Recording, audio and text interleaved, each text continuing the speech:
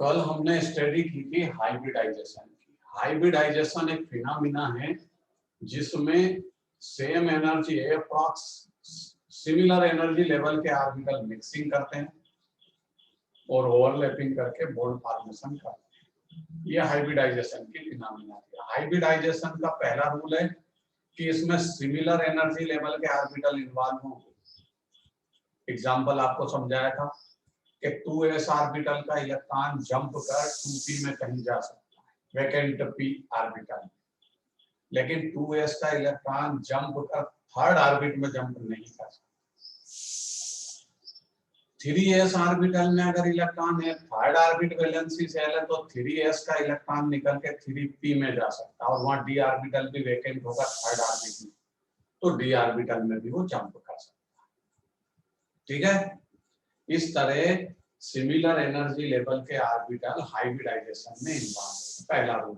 दूसरा रूल कि इसमें पेयर्ड ऑर्बिटल भी इन्वॉल्व होता, उसका भी नाम आएगा, चाहे वो बॉन्ड फॉर्मेशन कर पाए ना कर पाए। पेयर्ड ऑर्बिटल, अनपेयर्ड ऑर्बिटल, उसका तो हैप्पी बर्थडे से अधिकार बनता है कि वो तो बॉन्ड फॉर्मेशन में इन्वॉल्व होगा।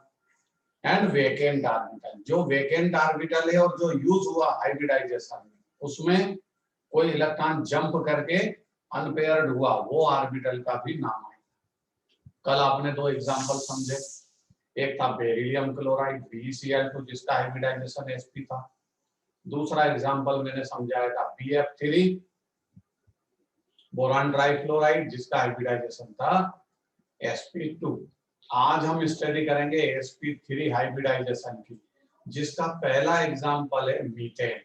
मीथेन को फिर से डिस्कस करेंगे, फिर अमोनिया का नंबर आएगा, फिर वाटर का नंबर आएगा, और आपको हाइब्रिडाइजेशन के रूल रेगुलेशन इन तीनों के एग्जांपल से समझ में आ जाएगा।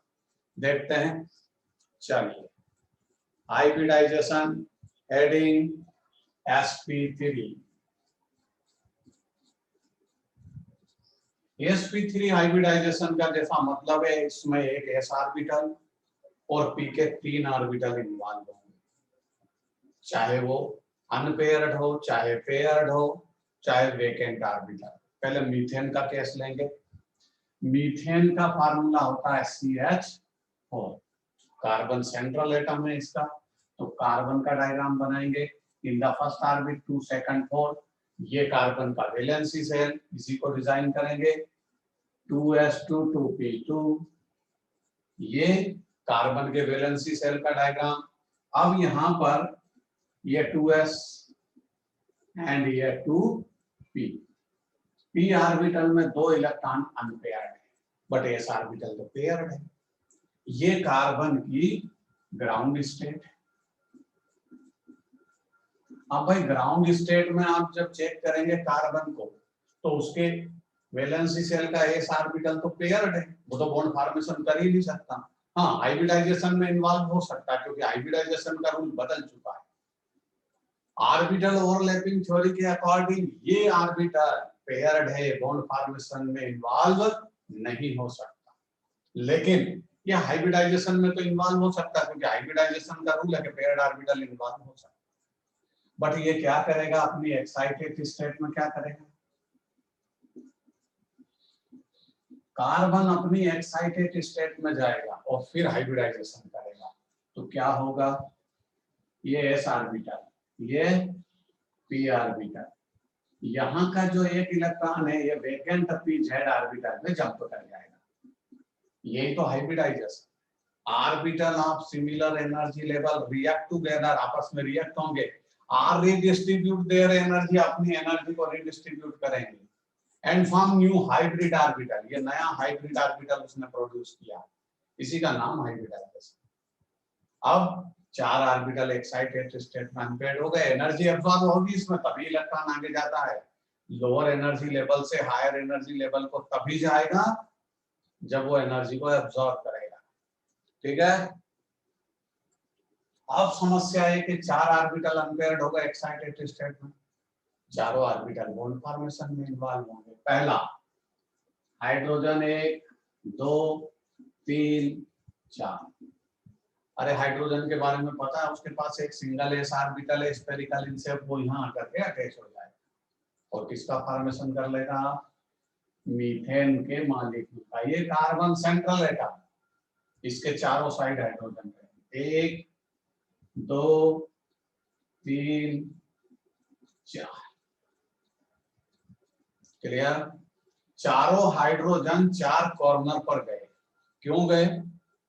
क्योंकि एक थ्योरी है, साइंटिस्ट ने प्रपोजल किया उस थ्योरी का, उसका नाम आज सुना था आपको, कि मॉलिक्यूल की ज्योमेट्री स्टेबल तभी होगी, stability of molecule depends upon minimum repulsion force of foreign atom. ये फॉरेन एटम है, बाहर से आए, आउटसाइड से आकर के ओवरलैपिंग किए और इन्होंने बॉन्ड फॉर्मेशन किया। एक बॉन्ड में 2 इलेक्ट्रॉन, एक बॉन्ड में 2 इलेक्ट्रॉन, तो यहां इसके वैलेंसी सेल में 4 बॉन्ड पेयर है, मतलब 8 इलेक्ट्रॉन। ऑक्टेट तो कंप्लीट हो गया, पर बॉन्ड फॉर्मेशन, जो बॉन्ड पेयर है वो आपस में एक दूसरे को रिपेल करेंगे, और बॉन्ड पेयर जब बॉन्ड पेयर को रिपेल करेगा, ये इसको रिपेल करेगा, ये इसको करेगा, ये इसको करेगा, ये इसको करेगा, तो स्पेस में ज्योमेट्री को ये अरेंज करते हैं मिनिमम रिपल्सन फोर्स के अकॉर्डिंग, मतलब मिनिमम रिपल्सन फोर्स के, मिनिमम रिपल्सन फोर्स के अकॉर्डिंग ये ज्योमेट्री को अरेंज करें। ठीक है। अब समस्या क्या होती है कि इसकी ज्योमेट्री स्पेस में क्या अरेंज हुई, ये चारों तो 4 कॉर्नर पे गए, इसको बोलते हैं हम टेट्राहेड्रल, टेट्राहेड्रल। ठीक है।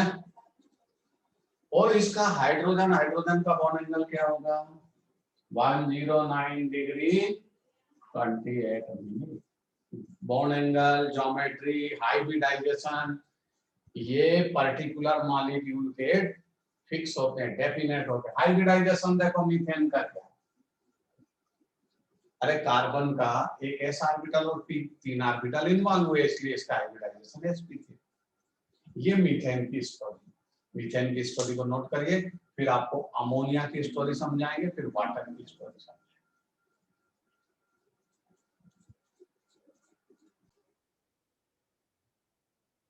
अब यहां से स्टडी करेंगे हम मीथेन मॉलिक्यूल के बाद आपके सामने एक मॉलिक्यूल ऐसा आएगा जिसमें आपको ये रूल रेगुलेशन समझ में आएगा कि हाइब्रिडाइजेशन में पेयर्ड ऑर्बिटल, अनपेयर्ड और वेकेंट तीनों ही इन्वॉल्व हो सकते हैं, may be possible. sp3 hybridisation की हम स्टडी कर रहे हैं।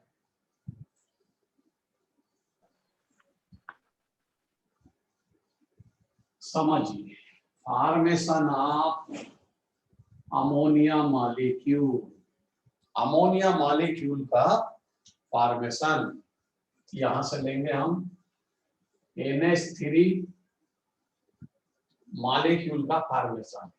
तो NH3 में नाइट्रोजन सेंट्रल एटम है, ये नाइट्रोजन जिसके पास 7 इलेक्ट्रॉन होते हैं, इनका फर्स्ट ऑर्बिट 2 सेकंड 5, ये इसका वैलेंसी है, ध्यान से समझते चलिए। जब इसकी ज्योमेट्री आप डिजाइन करोगे वैलेंसी सेल की, तो आपको मिलेगी 2s2 2p3। लेकिन ये भी फेमस है कि नाइट्रोजन का वैलेंसी सेल सेकंड ऑर्बिट है, और सेकंड ऑर्बिट में d ऑर्बिटल एब्सेंट होता है, यहां लिख देगा d ऑर्बिटल एब्सेंट। इसके पास d ऑर्बिटल नहीं है, ये ध्यान रखिए। ये 2s2 2p3, ये 2s2, ये 2p3 1 2 3, ये valency shell d orbital absent है, और तीनों p ऑर्बिटल में अनपेयर्ड इलेक्ट्रॉन है। अब बताओ ये 2s ऑर्बिटल का इलेक्ट्रॉन आगे जंप कर पाएगा क्या, d ऑर्बिटल तो एब्सेंट है, p ऑर्बिटल ऑलरेडी अनपेयर्ड है, और ऐसा नहीं होता है कि यहाँ से निकल के यहाँ पेयरिंग कर ले, वो तो एनर्जी का वेस्टेज है, इससे तो अच्छा यहीं रहेगा ना पेयर।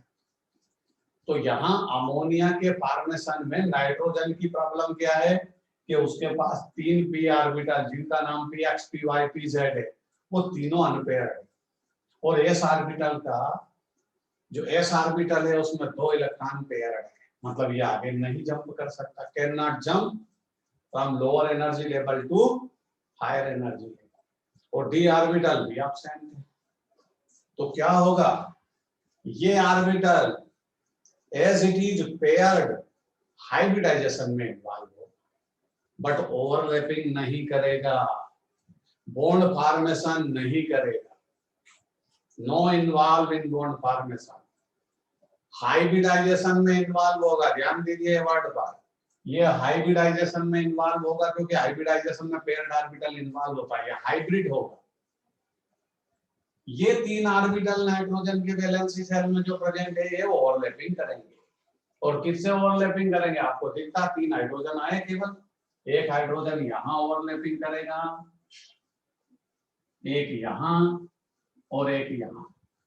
ओवरलैपिंग का कंसेप्ट है, ओवरलैपिंग में paired orbital can not involve, overlapping वही करेगा, बॉन्ड फॉर्मेशन वही करेगा जो वैलेंसी सेल में अनपेयर्ड है। ये पेयर्ड ऑर्बिटल बॉन्ड फॉर्मेशन नहीं कर पाएगा, क्योंकि ये रूल है। बट हाइब्रिडाइजेशन का रूल अलग है, हाइब्रिडाइजेशन में पेयर्ड ऑर्बिटल भी इन्वॉल्व होगा, अनपेयर्ड भी इन्वॉल्व होगा। इसीलिए अमोनिया के हाइब्रिडाइजेशन का नाम क्या रखते हैं, sp3 ही हाइब्रिडाइजेशन है अमोनिया का भी। क्यों है sp3, क्योंकि ये ऑर्बिटल भी इसमें हाइब्रिड हुआ है, इन्वॉल्व है, और pk3, तो नेम क्या बना हाइब्रिडाइजेशन का अमोनिया का, sp3। अब देखो, वैलेंसी सेल में आपको समझाया 2 टाइप के बॉन्ड पेयर होते हैं, 2 टाइप के इलेक्ट्रॉन पेयर होते हैं। एक जो बॉन्ड फॉर्मेशन में इन्वॉल्व है, उनको हम बोलते हैं बॉन्ड पेयर। ये तीनों अमोनिया के बॉन्ड पेयर है जिन्होंने बॉन्ड फॉर्मेशन किया, और ये अरे ये वैलेंसी सेल में तो है लेकिन फुर्सत में है, फ्री है, इसको बॉन्ड फॉर्मेशन से कोई लेना देना। इसलिए जो पेयर इलेक्ट्रॉन का वैलेंसी सेल में प्रेजेंट हो बट बॉन्ड फॉर्मेशन में इन्वॉल्व ना हो, उसका नाम रखते हैं लोन पेयर। ये अमोनिया का लोन पेयर है। डायग्राम बनाऊंगा। ये नाइट्रोजन 3 बॉन्ड है, 1 2 3, और तीनों बॉन्ड पेयर, तीनों एक दूसरे को रिपेल करेंगे, क्योंकि आपको समझा चुके हैं कि जो बॉन्ड पेयर और लोन पेयर होते हैं वैलेंसी सेल में, वो एक दूसरे को रिपेल करते हैं, क्योंकि वो है इलेक्ट्रॉन, और इलेक्ट्रॉन इलेक्ट्रॉन को रिपेल करेगा। तो एक बॉन्ड किधर जाएगा, इधर। अब 2 बॉन्ड हो रहे हैं, अभी 2 बॉन्ड पेयर हो रहे हैं, तो वो एक दूसरे को रिपेल करेंगे, और स्पेस में ज्योमेट्री ऐसी अरेंज करेंगे कि रिपल्सन मिनिमाइज हो। तो एक हाइड्रोजन इधर आता है, एक हाइड्रोजन इधर आएगा। ये ट्राइगोनल नहीं बनाएंगे, यही रहेंगे, क्योंकि ऊपर लोन पेयर बैठा है, ये लोन पेयर ऐसे रिप्रेजेंट करते हैं अमोनिया के लोन पेयर।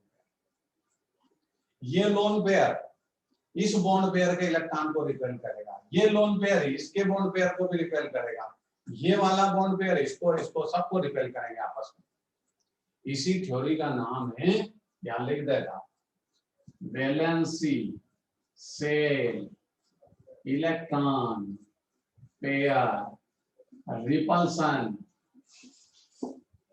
थ्योरी।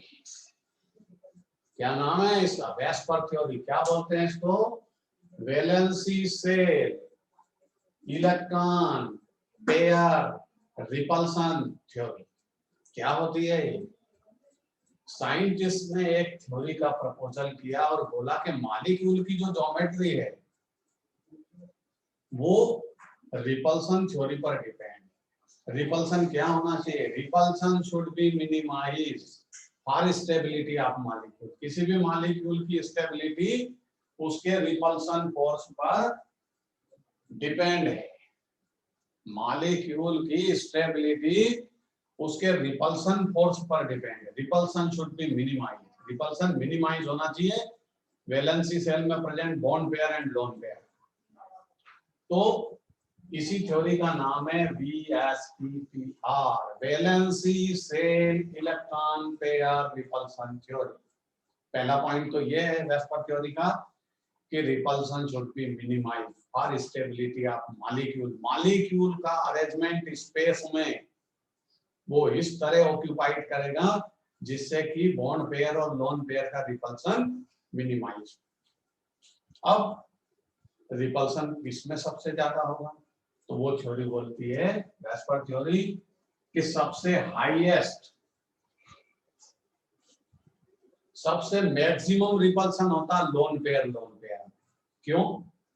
अरे ये लोन पेयर वैलेंसी सेल में होता है, बॉन्ड फॉर्मेशन में इन्वॉल्व नहीं होता। इसका मतलब सबसे ज्यादा रिपल्सन करेगा क्योंकि इसने एनर्जी तो वेस्ट की ना, कहाँ की है, बॉन्ड फॉर्मेशन किया ही नहीं, तो इसने एनर्जी को लॉस ही नहीं किया, ना चेंज की, ये जैसा था वैसा ही। तो हाईएस्ट रिपल्सन किस में होता है? वैलेंसी सेल के बॉन्ड पेयर लोन पेयर में। ये थ्योरी हमको बताती है कि लोन पेयर का रिपल्सन मैक्सिमम होता है, उससे minimum lone pair to bond pair. Lone pair और बॉन्ड पेयर का रिपल्सन उससे थोड़ा कम होता है, सबसे कम, सबसे मिनिमम होता है bond pair to bond pair. Bond pair में सबसे मिनिमम रिपल्सन होता है। तो इसके कारण रिपल्सन को अरेंज करने के लिए, रिपल्सन को मिनिमाइज करने के लिए मॉलिक्यूल अपनी ज्योमेट्री को चेंज कर पाएगा स्पेस में। तो देखिए अमोनिया का ये लोन पेयर इसको रिपेल करेगा, ये इसको रिपेल करेगा, ये इसको रिपेल करेगा, और ये स्पेस के 360 के एंगल में वो स्पेस ऑक्यूपाइड करेंगे जिससे कि इनका रिपल्सन मिनिमाइज होता है। इसी ज्योमेट्री में ये कंफर्ट फील है, रिपल्सन मिनिमाइज है इनका। अब ये ज्योमेट्री कौन सी है देखते हैं। इस ज्योमेट्री का नाम होता है ऐसी 1 2 3, ये ट्राइगोनल है। तो इसकी ज्योमेट्री क्या हुई? ट्राइगोनल। और ऊपर बना ये पिरामिड, बन गया ना पिरामिड जैसा स्ट्रक्चर। तो इसकी ज्योमेट्री हो गई पिरामिडल। तो अमोनिया की ज्योमेट्री है ट्राइगोनल पिरामिडल, एक पिरामिड ऊपर है। अब देखो मीथेन का बॉन्ड एंगल क्या था? मीथेन का बॉन्ड एंगल तो 109 डिग्री 28 मिनट था, और मीथेन का हाइब्रिडाइजेशन भी sp3 था। बट मीथेन में आपने क्या चेक किया? मीथेन में चारों बॉन्ड पेयर थे, मीथेन के अंदर चारों बॉन्ड पेयर है, बॉन्ड पेयर इक्वल टू 4, इसलिए इसका बॉन्ड एंगल 109 डिग्री 28 मिनट होता है। लेकिन जब किसी मॉलिक्यूल के अंदर अगर एक एक्स्ट्रा लोन पेयर की एंट्री होगी, वैलेंसी सेल में लोन पेयर प्रेजेंट है, तो वो 2 डिग्री बॉन्ड एंगल को डिक्रीज करेगा। ये रूल है, 1 lone pair increase 2 degree bond angle decrease. तो अमोनिया के हाइड्रोजन और हाइड्रोजन का बॉन्ड एंगल क्या हो जाएगा? 107 डिग्री, 107 डिग्री। पहले मीथेन का कितना था? 109 अप्रॉक्स, ये 2 डिग्री डिक्रीज होगा। किसने डिक्रीज किया इसके 2 डिग्री बॉन्ड एंगल को? इसको इधर रिपेल किसने किया? लोन पेयर में। तो लोन पेयर एक इंक्रीज होगा, 2 डिग्री बॉन्ड एंगल डिक्रीज होगा। अब देखिए अमोनिया का हाइब्रिडाइजेशन क्या है? अरे अमोनिया का हाइब्रिडाइजेशन sp3 है, इसका भी नाम लेना पड़ेगा क्योंकि ये रूल है हाइब्रिडाइजेशन का। हाइब्रिडाइजेशन में paired orbital, unpaired orbital, vacant orbital भी इन्वॉल्व होते हैं, और इसका नाम भी आपको लेना पड़ेगा, ये हाइब्रिड हुआ। तो यहाँ पर समझाने की बात है कि मीथेन का हाइब्रिडाइजेशन भी sp3 था, बट उसकी ज्योमेट्री क्या थी? उसकी ज्योमेट्री तो टेट्राहेड्रल थी। अमोनिया का हाइब्रिडाइजेशन भी sp3 है, बट उसकी ज्योमेट्री चेंज हो गई लोन पेयर के कारण, ट्राइगोनल पिरामिडल। अब ये टेट्राहेड्रल नहीं है, बोल मत देना किसी के सामने। इसका एक ऑर्बिटल लोन पेयर की तरह इसमें अरेंज होगा और 3 लोन पेयर। समझ में आ गई होगी बात? 1 lone pair increase in molecule, then 2 degree bond angle decrease.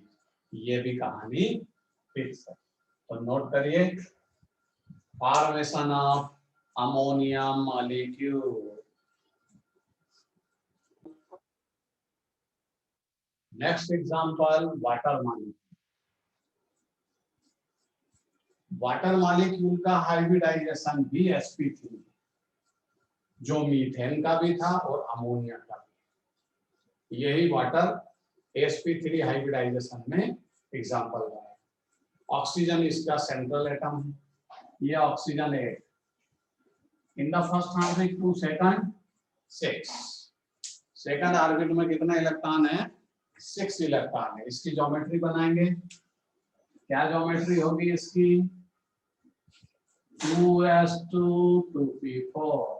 और ध्यान दीजिए, वही ऑक्सीजन की स्टोरी है जो नाइट्रोजन की है। ऑक्सीजन में भी सेकंड ऑर्बिट है, इसलिए इसके पास भी d ऑर्बिटल एब्सेंट है। ऑक्सीजन एटम के पास d ऑर्बिटल नहीं होता वैलेंसी शेल में। ये इसका ओरिजिनल डायग्राम, 2s2 2p4 1 2 3 4, ये वैलेंसी शेल। अब आप बोलोगे सर इसमें तो केवल दो ही इलेक्ट्रॉन, दो ही ऑर्बिटल अनपेयर्ड है, मतलब ये ओवरलैपिंग तो दो ही हाइड्रोजन से करेगा, क्योंकि इसके पास दो हाइड्रोजन, एक यहाँ आएगा और एक यहाँ, क्योंकि ओवरलैपिंग बॉन्ड फॉर्मेशन वही कर सकता है जो अनपेयर्ड ऑर्बिटल है। बट हाइब्रिडाइजेशन में तो सभी इन्वॉल्व हो सकते हैं। हाइब्रिडाइजेशन में तो पेयर्ड भी इन्वॉल्व होते हैं, तो अनपेयर्ड भी इन्वॉल्व होते हैं। तो ये भी हाइब्रिड हुआ है, ये भी हाइब्रिड हुआ है। इसलिए वाटर का हाइब्रिडाइजेशन तो sp3 है, एक s ऑर्बिटल और p के 3 हाइब्रिड हुआ। पर प्रॉब्लम ये है कि सॉल्व मतलब बॉन्ड फॉर्मेशन में तो ये दो ही इन्वॉल्व होंगे, मतलब हाइड्रोजन उससे दो ही ओवरलैपिंग करेगा। तो ये दो तो क्या है वाटर में, ये बॉन्ड फॉर्मेशन में इन्वॉल्व हुए, वैलेंसी शेल में थे, ये बॉन्ड पेयर बने। और ये दोनों क्या है? ये बॉन्ड फॉर्मेशन में इन्वॉल्व नहीं है, ये पेयर्ड ऑर्बिटल है वैलेंसी शेल के जो हाइब्रिड हुए हैं, इसलिए इनका नाम बन जाता है लोन पेयर। इसका मतलब वाटर में दो बॉन्ड पेयर है तो लोन पेयर है। तो पेयर बॉन्ड पेयर दो है।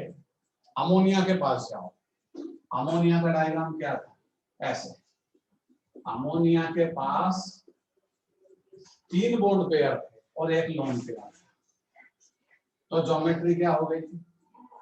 Trigonal pyramidal. और मीथेन में, अरे मीथेन में तो चारों बॉन्ड पेयर थे। मीथेन में लोन पेयर 5, इसका बॉन्ड एंगल क्या था? 109 डिग्री 28 मिनट। और इसका बॉन्ड एंगल क्या हो गया था? 107। एक लोन पेयर इंक्रीज होगा 2 डिग्री बॉन्ड एंगल डिक्रीज होगा। अब वाटर में आ जाइए, वाटर में तो दो लोन पेयर, तो वाटर की जो ज्योमेट्री है वो एंगुलर हो जाती है, बैंड स्ट्रक्चर में आ जाता है, वी शेप, एबीसीडी के वी शेप में कन्वर्ट।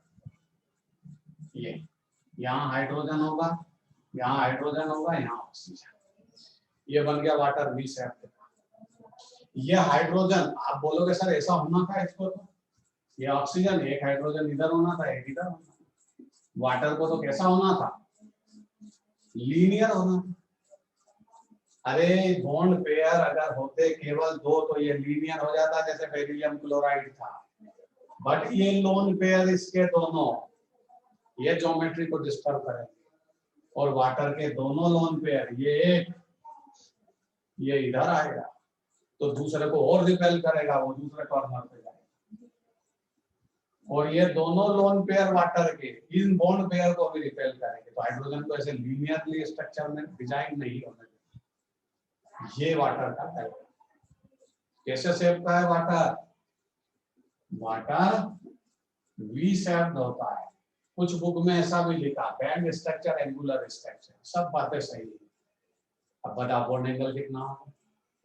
तो बॉन्ड एंगल हाइड्रोजन हाइड्रोजन का हो जाएगा 105 एप्रॉक्स, क्योंकि 107 से डिक्रीज होकर एक लोन पेयर इंक्रीज हुआ, 2 डिग्री बॉन्ड एंगल डिक्रीज।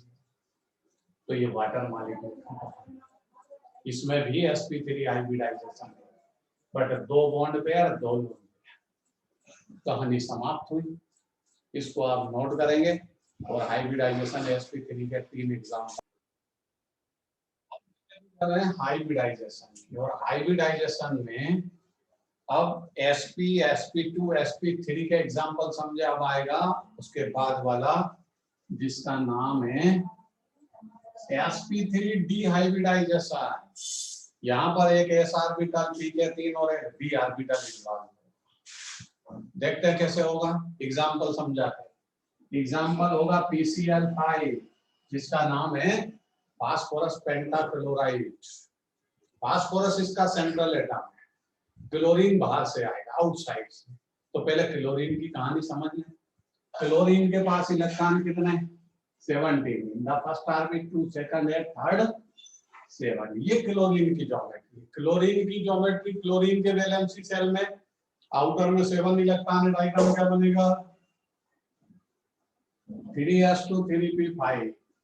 ये पेयर्ड है, p ऑर्बिटल में कोई अनपेयर्ड ऑर्बिटल है 1 2 3 4 5।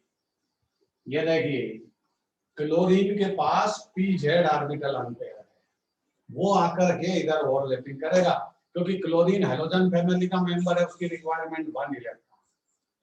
तो क्लोरीन के पास pz ऑर्बिटल अनपेयर्ड है, वो ओवरलैपिंग कर सकता है। बाकी सारे ऑर्बिटल ये 3s2 ये px ये py सब पेयर है, ये बॉन्ड फॉर्मेशन में इन्वॉल्व नहीं होंगे। क्लोरीन सिंगल बॉन्ड का फॉर्मेशन करेगी फास्फोरस से। अब देखिए फास्फोरस के पास, फास्फोरस इसका सेंट्रल मेटल है, फास्फोरस इसका सेंट्रल मेटल है, सेंट्रल एटम है। फास्फोरस के पास 15 इलेक्ट्रॉन होते हैं in the first orbit, 2 second 8 third 5। Valency shell में 5 इलेक्ट्रॉन है और आपको समझ में आ गया होगा कि फास्फोरस का वैलेंसी सेल थर्ड ऑर्बिट है और थर्ड ऑर्बिट में डी ऑर्बिटल प्रेजेंट होता है, ये भी याद रखना पड़ेगा। तो डायग्राम बनाता है इसके वैलेंसी सेल का 3s2 3p3, ये फास्फोरस के वैलेंसी सेल का डायग्राम। ये 3s2 3p3 1 1 2 3, इसका नाम px, इसका नाम py, इसका नाम pz। और फास्फोरस के वैलेंसी सेल में डी ऑर्बिटल वैकेंट है, तो ये फास्फोरस का वैकेंट डी ऑर्बिटल। और डी ऑर्बिटल तो 5 होते हैं, ये वैकेंट है। और हाइब्रिडाइजेशन का रूल क्या है, हाइब्रिडाइजेशन का सिंपल सा रूल है, उसमें पेयर्ड ऑर्बिटल, अनपेयर्ड ऑर्बिटल और वैकेंट ऑर्बिटल भी इन्वॉल्व होता है। अब यहां से ये फास्फोरस की कौन सी स्टेट है, ये फास्फोरस की ग्राउंड स्टेट है और फास्फोरस अपनी एक्साइटेड स्टेट में जा सकता है, इलेक्ट्रॉन को लोअर एनर्जी लेवल से हायर एनर्जी लेवल को जंप करा सकता है। एस ऑर्बिटल के पेयर्ड इलेक्ट्रॉन को ये यहाँ वैकेंट डी ऑर्बिटल में जंप कराएगा और 5 ऑर्बिटल को अनपेयर्ड करेगा। ये देखिए एक्साइटेड स्टेट ऑफ फास्फोरस, क्या हुआ एक्साइटेड स्टेट में, एक p ऑर्बिटल तो ऑलरेडी पहले से अनपेयर्ड था और s ऑर्बिटल का एक इलेक्ट्रॉन एक्साइटेड स्टेट में कहां गया, वैकेंट डी ऑर्बिटल। उसका नाम क्या है आपको क्या लेना देना, बट वैकेंट डी ऑर्बिटल में जंप करेगा। 5 ऑर्बिटल अनपेयर्ड हो गए। अरे क्लोरीन को तो एक इलेक्ट्रॉन चाहिए ना, एक क्लोरीन यहां लगेगी, ये कर लिया उसने ओवरलैप, एक क्लोरीन यहाँ अटैच होगी, एक एक इलेक्ट्रॉन चाहिए अनपेयर्ड, एक यहाँ लगेगी, एक यहाँ लगेगी और एक यहाँ लगेगी। अब आप ध्यान से देखिए ये वाली क्लोरीन और ये वाली क्लोरीन तो एक दूसरे से अवे फ्रॉम ईच अदर दूर है और ये तीनों नजदीक। तो ये मैक्सिमम डिस्टेंस ऑक्यूपाइड करेगी स्पेस में। तो डायग्राम क्या बनेगा फास्फोरस का, ये फास्फोरस सेंट्रल एटम होगा, इसकी 3 क्लोरीन ट्राइगोनल स्पेस में होगी ऐसे, एक उधर, एक इधर और एक इधर।